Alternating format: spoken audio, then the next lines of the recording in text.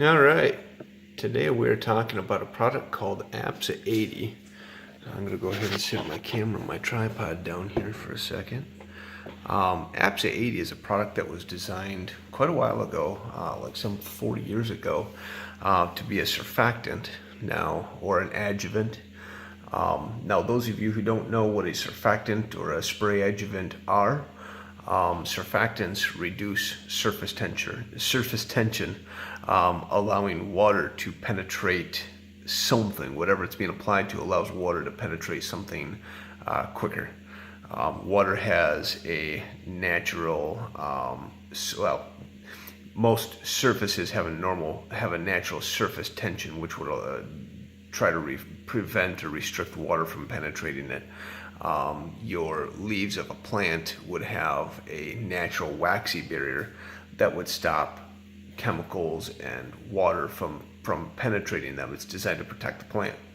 Well, if I'm spraying an insecticide or a pesticide or a foliar spray or a fungicide, something, and I'm applying it to the foliage of a plant, I want that product to penetrate that plant as easily as possible so I get more product in that plant. Or in the bug, depending on what we're spraying. So an adjuvant or a surfactant reducing surface tension allows the product and the chemical to penetrate that, whatever it's being applied to, easier. Now, years ago, there were some compaction studies and moisture studies, and we discovered that APSA80 has an ability to retain moisture and start freeing up compaction when it's applied to soil.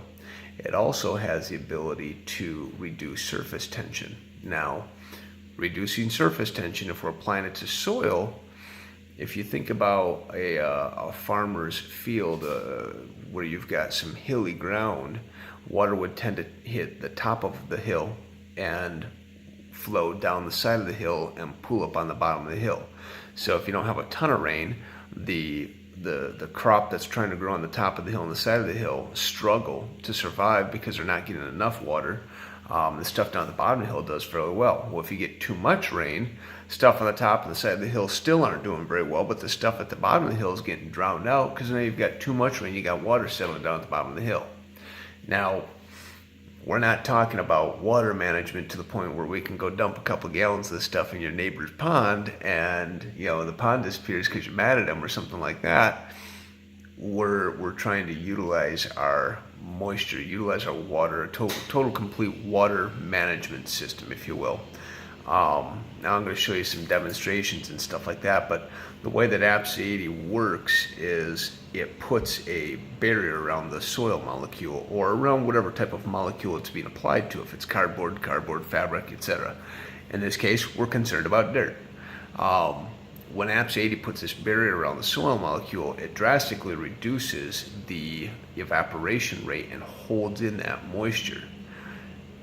In order to put that barrier around the soil molecule, it has to separate your molecules out just a little bit, and that ends up freeing up your compaction. Now you can see this because I'm going to show you these little peat pods here in just a second, and you'll see that these peat pods will tend to swell when more water is applied to them. They'll grow and they'll swell, and so your soil, every time you get rain, water being applied, something of that nature, will swell just a little bit. And as this APSA80 works its way down into your subsoil, you start freeing up your hard pan zones, and your roots can get deeper and reach more water that they now have available to them, but also a large amount of nutrients.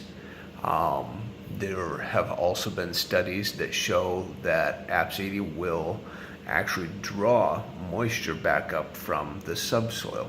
I can show you tests and paperwork, but it's a lot more fun to just show you how it's working. So we're going to get started here. I don't have anything magical or special as far as water. It's a bottle of water. It doesn't look very full because I've dumped it out. Sorry, get that brand name off there. I don't want to have a full bottle of water because if you think about what's happening with a full bottle of water, if I'm doing a test and the bottle is full, I'm pouring from 8 inches above my surface, and that creates a process called hydraulic pressure, and we don't want that. we want a real even, consistent test. So I want to be able to get right down to the surface that I'm trying to pour onto when I get to that point, to be able to have a nice fair test. So in this case, what I'm going to do first is just fill up these 3 cups with some water. I'm going to shoot for about 1 ounce. They're 2-ounce cups, so it shouldn't be too hard. We're going to just shoot for about half full here. And as I'm doing this, I'm thinking maybe I dumped out too much water when I dumped this thing out, but it's a bottle of water. We have more water. You'll find if you do this test yourself, which I very much encourage, that the softer your water, if you've got a water softener, the softer your water is, the quicker these tests will all react. The harder your water is, the longer it'll take. So what I'm going to do is I'm going to put a dirt pod in each of these plastic cups eventually. I just want to show you what I've got are these Jiffy peat pellets. I like the Jiffy brand because they don't have anything, they don't have anything else added to them to cause them to absorb water quicker. These are just your little greenhouse starter pods.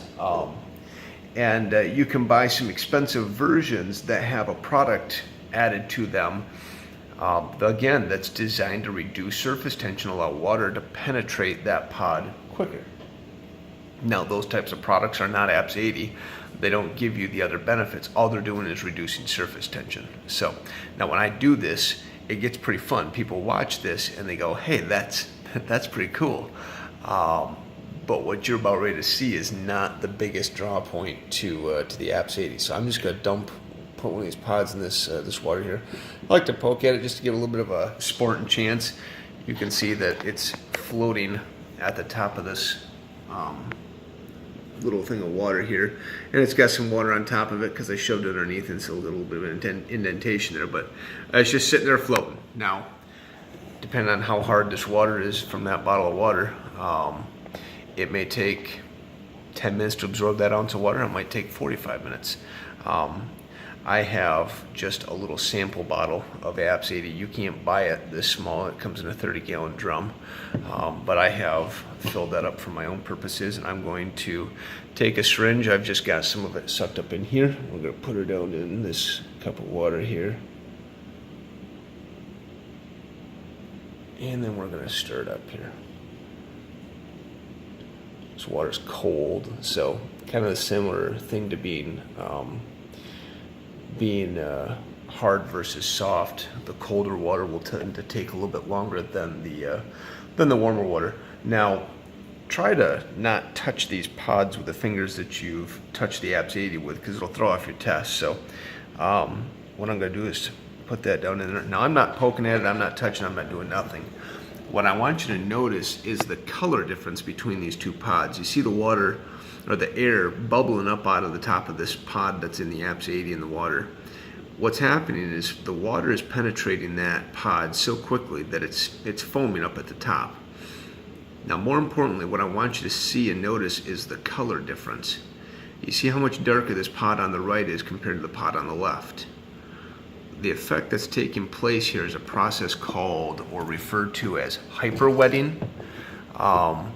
If you think about soil, you get rain, the water will tend to run down through your cracks and crevices, and you never really get 100% saturation. You've got muddy situations because the water will hit the hard pan and it just sits there. But you're not getting your water to completely saturate your soil. It's running down through your cracks and crevices, through your root networks and stuff like that, hitting a hard pan and running off, or running down into your subsoil. In this case, with APSA80, what we're able to do is we're able to take advantage of this process called hyperwetting. We're actually wetting at the molecular level. So in addition to being able to slow the evaporation rate down, we're actually able to retain a larger amount of water in the soil itself instead of having it all run off into the ditches. Eventually, this pot on the left is going to absorb that ounce of water, and I'm going to show you, we'll pour another little bit of water in there, and it'll just sit there. It'll never absorb that ounce of water. Whereas this one that's got the APSA80 in it, we're going to do some fun things with that, but it will absorb more water when we need it to here in a few minutes. So I'm going to do that with this one on the right here. So I'm going to put some APSA80 in here. Whoops, there we go. Also going to need to refill my syringe, but I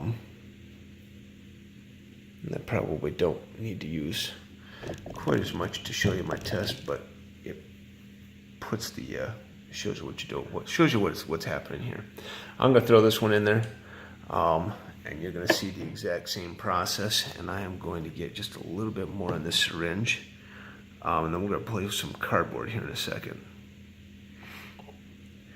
Now, to show you surface tension, what I'm going to do is I'm going to put a piece of cardboard out here. I think we can see that. I'm going to move these pods a little further forward. Notice that one that's just sitting in water is still just sitting in water. Now the one on the right, I put more APSA80 in. It's sucking it up pretty quick. The one on the left still sucked it up pretty quick, but look at that one on the far left there, the one that's just water. Barely absorbed any water at all.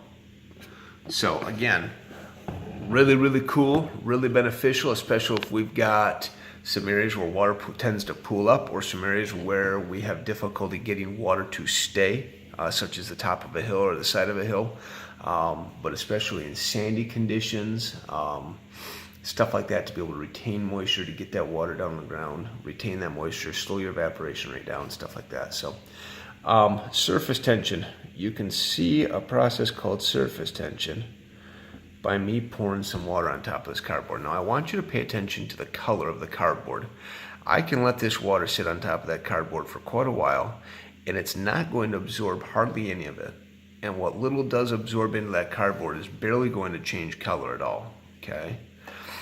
And just to show, I'm going to let that sit there for a few more seconds while I get a little bit more APSA80 in here, because I just realized I've got another test that I want to do after this one. So, all right, now, as soon as the APSA80 comes in contact with this water, I'm going to try and squeeze out just a drop here. I want you to watch what happens to this drop, to this puddle of water here. It's very difficult to get. I think we got 2 drops there. Now, do you see what's happening in that water? We just reduced surface tension. It's running off from the cardboard. But pay attention to what's taking place here. Do you see the color change?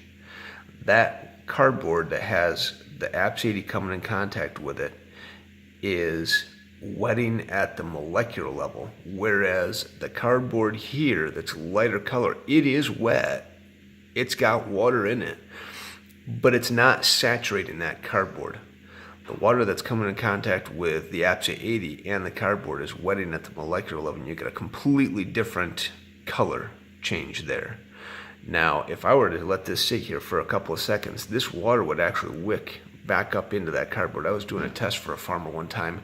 It was the coolest thing. The water ran off from the cardboard and sucked itself right back up in, but it was pretty cool and pretty fun. But so that's reducing surface tension. Now, I've made some pretty bold claims here, and that's fine, because I can back them up. I want to show you what I'm talking about when I say that APSA80 will draw water back up from your subsoil. Your plants tend to grow during your evening hours and use the larger majority of water during these evening hours. Sorry, I'm going to get my pods back on to the camera here. I must have tapped it. Notice that this pod on the left still is just floating. Barely absorbed any of that water, whereas these two, I don't think there's any. Yeah, there's just a tiny bit of water left in there. They're just kind of sitting in a tiny little bit of water. What I'm going to do, I'm going to show you 2 different ways how this water will draw up into will draw water back up from your subsoil. I'm going to put a little bit more water in this one that's got APSA80 here. So we're about half, just shy of half full. You can see the color. You can see the color on the side of that as to how full it is. What I'm going to do is I'm going to put another pod on top of that, and you'll see that water start wicking its way up through the first pod up into the second pod. Now, I didn't put any APSA80 on this pod. I just grabbed it out of from the counter here. This cup here, I'm going to put some water in here. So this is just plain Jane water. I'm going to take a piece of cardboard and I'm going to stand it up inside this water and see if I can get it to stay down in there and not float. I can let that cardboard sit inside that little tub of water for a long time, and it will change color. It will get just a tiny bit darker, but it doesn't get anywhere near this dark. You see the color change here where we had water, I'm using this as a pointer, where we had water that was soaking into the cardboard and then water that had APSA80 in it that soaked in the cardboard. You see the difference in color? That is the hyper wetting. That is wetting all of the cardboard instead of just part of the cardboard. And if you look at this, I can peel this cardboard apart, and we've saturated up in there, soaked it right up in there. It just pulls right apart. It's white on the back, but notice it didn't go through the cardboard. It hit the bottom of the cardboard and it just stopped. This is what we want. We want the water to stay in the soil. This is a hard test to do because you inevitably get some of this stuff on your fingers. Now you see this second pod that I put on top of this one? See how thick that is? It's hard to get a good camera angle on it. That thing's, 5/8 of an inch thick right now. And when it started, it was only about 1/4 of an inch thick. Okay, hard to get my camera to focus on both these at the same time. It's drawing that second ounce of water right up inside of that pod. But again, look at the color difference. This first pod that we put in just the water, you notice that fabric mesh over there? Sorry, my truck is in my garage and a big pile of snow just fell out from it. For all you people in Florida, you're lucky. Notice the mesh here between the two different pods. You see how it's still kind of a white color on the pod on the left? That will never get any darker than that. That thing can sit in that pile of water all day long. I can pour more water in there. I can submerge it underwater. It won't change color. It'll still be that white color.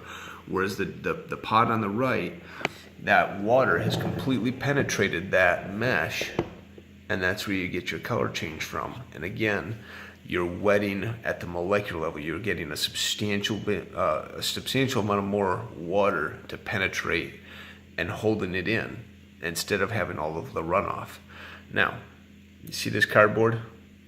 We're darker in color. We're not wicking water up inside the cardboard. The only cardboard that's wet is the cardboard that's been submerged underneath the water. If I take some APSA80, I put it into our water here. I used to wear a gray sweatshirt when I was out working with farm clients, and I would always rub my fingers all over my sweatshirt to dry myself off.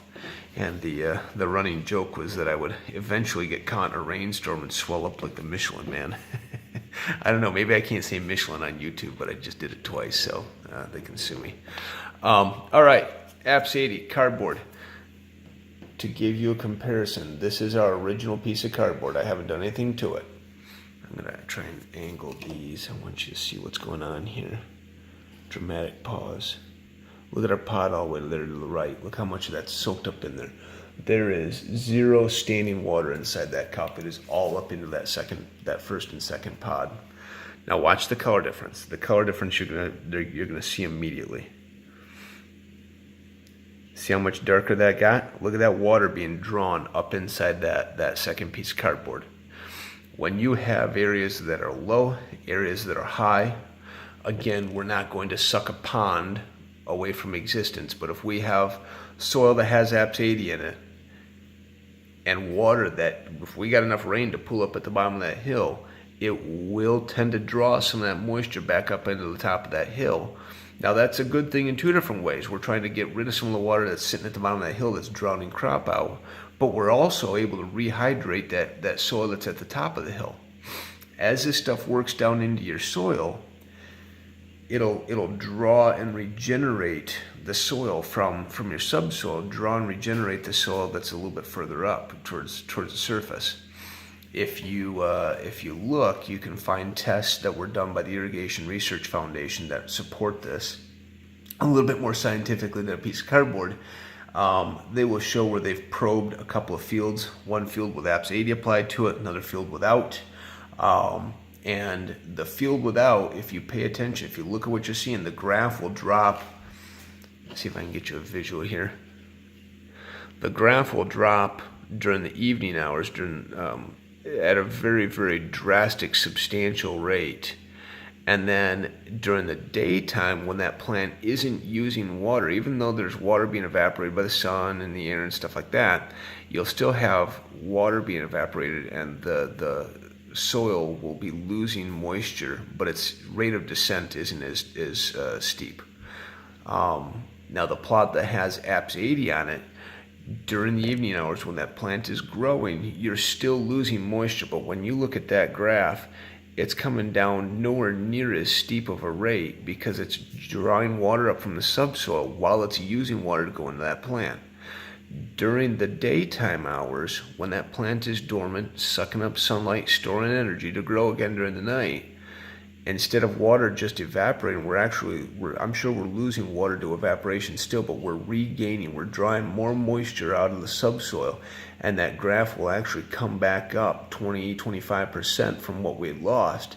And then as evening hours approach and that plant starts using water again, it'll start drawing back down again. So your APSA80 is actually able to regenerate, to draw moisture from the subsoil and rehydrate your fields.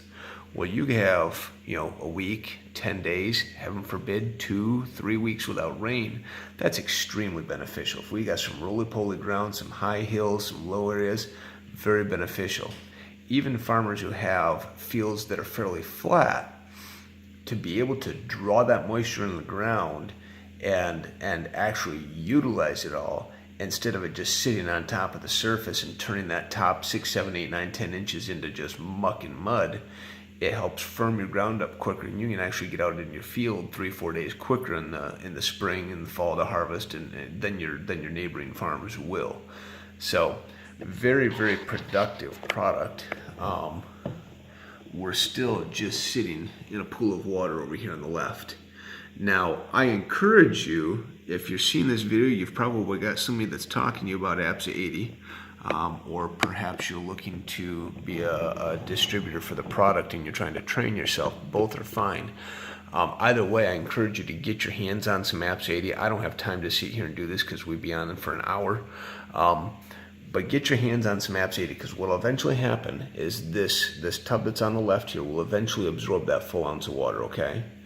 The water that is in there, once that's fully absorbed into that pod, go put them on a windowsill, someplace where you've got decent room temperature, not hot, not crazy cold, but just room temperature, and just leave them sit. And every 12 hours, squeeze them. You'll notice that the pod that has the APSA80 in it is moist for a substantially larger amount of time than the pod that doesn't have APSA80, than the one that just has water.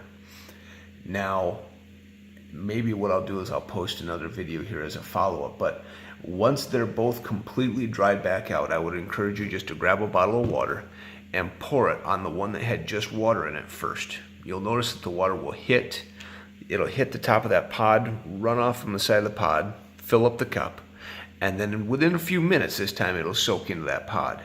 The ones that had the APSA80 in it, you will not be able to pour that water quickly enough to get it to run off the side of that pod. It'll immediately soak in that pod. And there's nobody that farms that can look at their dirt and say, I don't want my dirt to do that, because we all want our dirt to do just that. So that's APSA80. It's 80% active ingredient, and the active ingredient is what is causing your surface tension to be reduced. It's your inactive ingredients. It's the molecular construction of your inactive ingredients that cause the barrier to be put around the soil molecule. It's what causes the compaction relief. It's what causes your evaporation rates to be reduced. That's the magic, if you will. That's in my opinion, that's the active ingredient. Reducing surface tension is great. There's a lot of really, really useful byproducts to have in that process.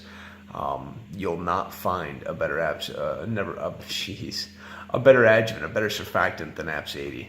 but all of the other benefits far outweigh just a surfactant use. So as far as application rates, generally you can apply, and I would encourage you to consult with your representative as far as your own specific crop, but generally you can apply 15 ounces to the acre, or a ratio of 1 to 1.5 ounces of APSA80 per gallon of water, with a Roundup or with something to emerge crop without damaging that crop.